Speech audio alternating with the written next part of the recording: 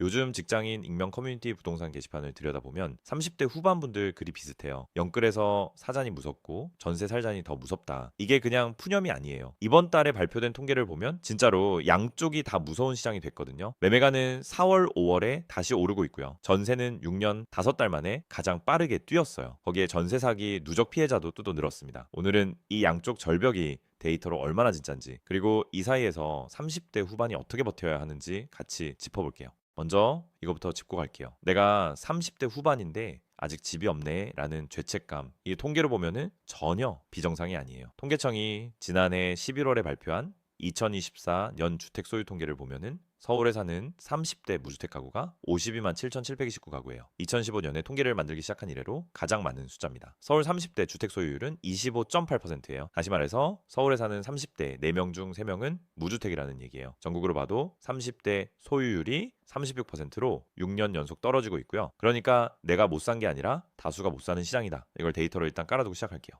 그럼 이제 양쪽 절벽 중에 첫 번째 매매 쪽을 볼게요. 한국부동산원이 5월 1일과 5월 8일에 잇따라 발표한 주간 동향을 보면 서울 아파트 매매가가 4월 4주에 0.14%, 5월 1주에 0.15% 올랐어요. 4주 연속 상승이에요. 특히 강남 일부 지역을 빼면 거의 모든 자치구가 올랐고 송파 같은 곳은 9주 만에 다시 상승으로 돌아섰습니다. 건설산업연구원이 4월에 낸 1분기 시장 동향 보고서에서도 비슷한 얘기를 해요. 수도권 중심으로 회복세가 이어지고 있다. 거래도 늘고 있고 가격도 같이 오르는 국면이라는 거예요. 이게 30대 후반에게 어떻게 들리냐면 지금 안 사면 또 오르겠는데 라는 매수 압박으로 들리는 거예요. 영끌 공포의 시작점이죠. 자, 그럼 매매 못 사니까 전세로 가면 되는 거 아니냐. 그쪽이 더 무서워졌어요. 이번 달 8일에 한국부동산원이 발표한 자료를 보면 5월 첫째 주 서울 아파트 전세가가 한 주 사이에 0.23% 올랐어요. 이게 어느 정도냐면 2019년 12월 이후 6년 5달 만에 가장 큰 주간 상승률이에요. 서울 25개 자치구가 전부 올랐고요. 송파는 5월 1주에 0.49%, 4월 4주에는 0.51%까지 뛰었습니다. 한 주 사이에 0.5% 가까이 올랐다는 얘기예요. 서울 아파트 평균 전세가도 6.8억 건 안팎으로 역대 최고 수준이에요. 문제는 이게 한 달이 아니라 한 주 변동률이라는 거예요. 월간으로 누적되면 갱신 시점의 보증금이 수천만 원씩 뛸 수 있다는 신호예요. 전세 사는 분들이 갱신 무섭다는 게 그냥 기분이 아니에요.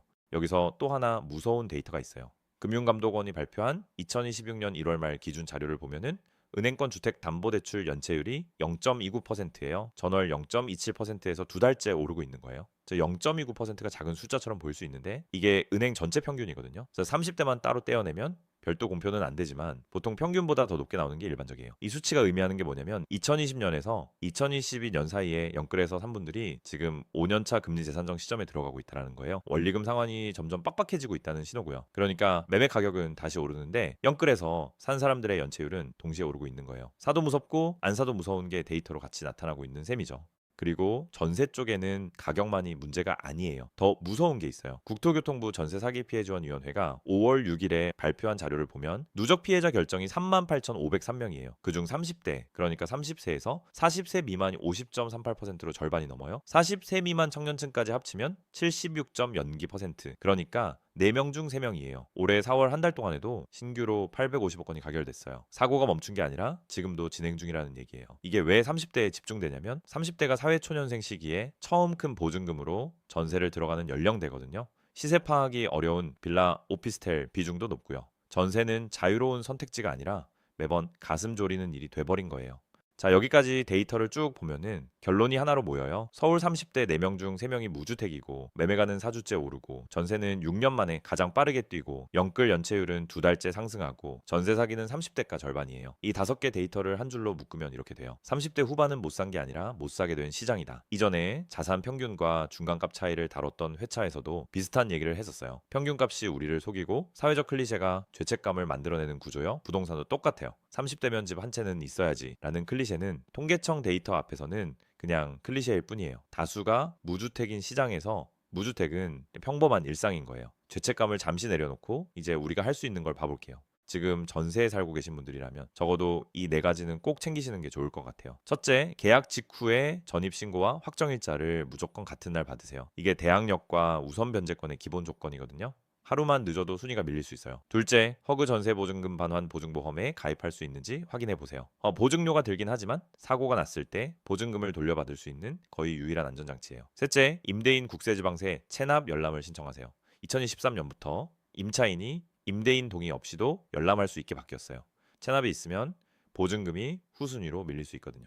넷째, 등기부등본은 계약 전과 장음 직전 두 번 떼서 확인하세요. 그 사이에 근저당이 새로 잡히는 경우가 실제로 있어요. 이 네 가지가 전세 사기 50.38% 시장에서 30대를 지키는 가장 기본적인 방어선이에요. 매수를 고민 중이시거나 일단 자산을 모아가고 싶은 분들에게는 이제 이 세 가지를 권하고 싶어요. 첫 번째, 청약 통장은 깔아두는 게 좋아요. 1순위 자격을 미리 만들어두는 건 비용 대비 가장 효율적인 옵션이에요. 다만 신청 시점의 자격 요건이나 가정 기준은 꼭 그때 다시 확인하셔야 해요. 두 번째, 디딤돌 버팀목 같은 정책 대출 자격을 미리 점검해 두세요. 소득 자산 연령 요건이 있는데 매년 조금씩 바뀌거든요. 본인이 신청할 시점의 자격을 한 번 더 확인하시는 게 안전합니다. 세 번째, 비상금 6달치는 따로 떼어두는 게 좋아요. 연끌 연체율이 오르는 이유가 결국 비상금 부족이거든요. 이전에 통장 분할법을 다뤘던 회차에서 얘기했던 것처럼 월급일에 자동이체로 먼저 빼두는 구조가 가장 안전해요. 세액공제 도구로 연금저축이나 IRP를 활용해도 좋아요. 매수 자금이 당장 부족하더라도 세금으로 돌려받는 돈이 다음 해 재원이 되니까요.